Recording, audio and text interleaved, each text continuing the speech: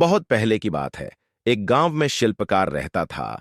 वह एक दिन मूर्ति बनाने के लिए जंगल में पत्थर ढूंढने के लिए गया। वहां शिल्पकार को एक बहुत ही सुंदर पत्थर मिला। उस पत्थर को देखकर वह बहुत खुश हुआ और बोला, यह मूर्ति बनाने के लिए बहुत ही सुंदर पत्थर है। जब वह पहला पत्थर लेकर आ रहा था तो उसको एक पत्थर और मिला। उसने उस पत्थर को भी उठा लिया।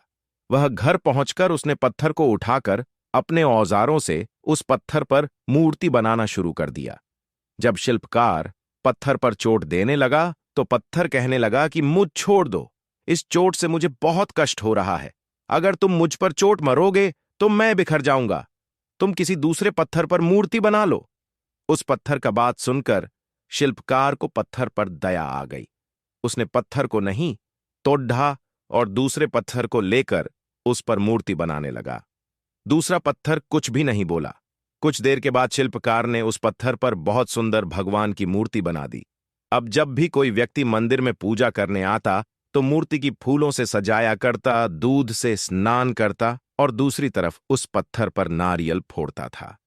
जब लोग उस पत्थर पर नारियल तोड़ ढहते तो वह पत्थर बहुत परेशान होता, उसको दर्द होता और वह चिल्लाता, लेकिन कोई उसकी कोई नहीं सुनता था। उस पत्थर ने मूर्ति वाले पत्थर से बात करी और कहा कि तुम तो बहुत अच्छे से हो, लोग तो तुम्हारी पूजा करते हैं, तुमको दूध से नहलाया करते हैं और प्रसाद चढ़ाते हैं, लेकिन मेरी तो किस्मत ही खराब है, मुझ पर लोग नारियल फोड़ ढाक कर जाते हैं।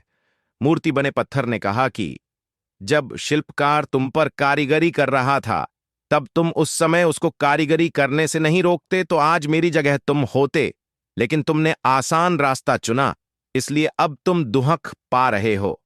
उस पत्थर को मूर्ति बने पत्थर की बातें समझ आ गई थीं। उसने कहा कि अब से मैं भी किसी को भी शिकायत नहीं करूंगा। इसके बाद लोग आकर उस पर नारियल फोड़ डालते। नारियल फूटने से उस पर भी नारियल का पानी गिरता और अब लोग मूर्ति के प्रसाद का भोग लगाकर उस पत्थर पर रखने लगे,